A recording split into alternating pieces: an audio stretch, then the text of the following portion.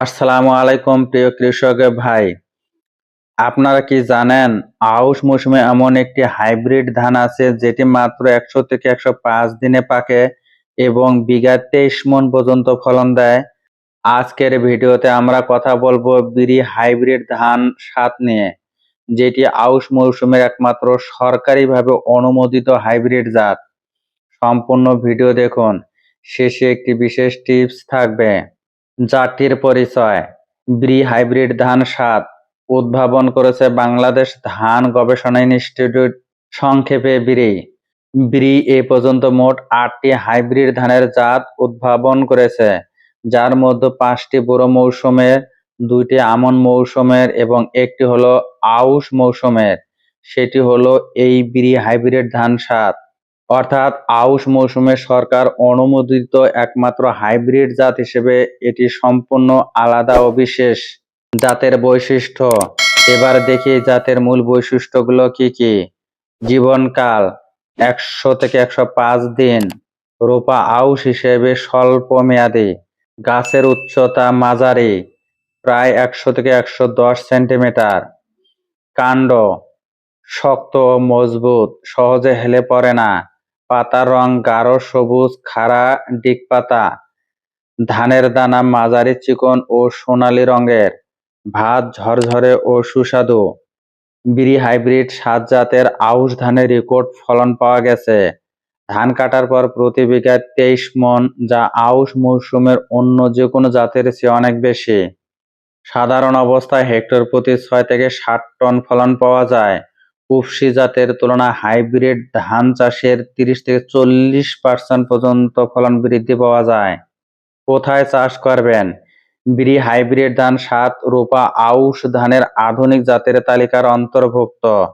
এই জাত বাংলাদেশের সব অঞ্চলে চাষ উপযোগী, বিশেষ করে সমতল ও উঁচু জমিতে।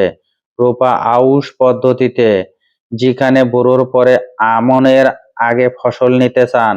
আউশ ধান চৈত্র বৈশাখে বুনে আষাঢ় শ্রাবণে কাটা যায়, তাই বোরো কেটে দ্রুত আউশ রোপণ করলে আমন ধানের আগেই এটি তুলে ফেলা সম্ভব। ফলে বছরে 3টি ফসল পাওয়া যায়। চাষ পদ্ধতি। বীজতলা তৈরি ও বীজ বপন। হাইব্রিড জাতের জন্য প্রতি হেক্টরে মাত্র 20 কেজি বীজ ব্যবহার করা হয়।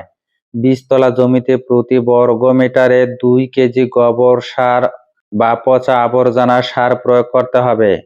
400 বর্গ মিটার বীজতলার জন্য 2 কেজি বীজ বপন করতে হবে। সার ব্যবস্থাপনা। ইউরিয়া সার সমান 3 ভাগে ভাগ করে প্রথম কিস্তি জমি তৈরির সময়, দ্বিতীয় কিস্তি চারা রোপণের সময় 15 থেকে 20 দিন পর এবং তৃতীয় কিস্তি রোপণের 40 থেকে 45 দিন পর উপরি প্রয়োগ করতে হবে। এলসিসি ভিত্তিক ইউরিয়া প্রয়োগ করাই সবচাইতে ভালো।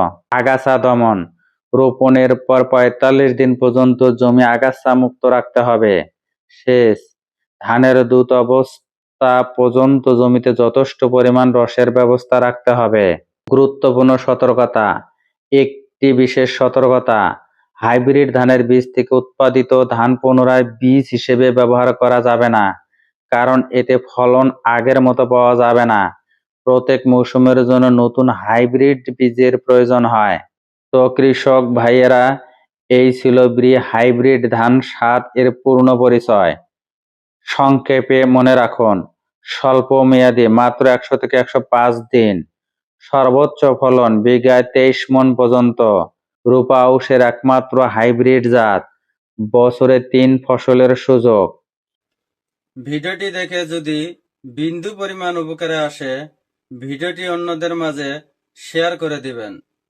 ধন্যবাদ।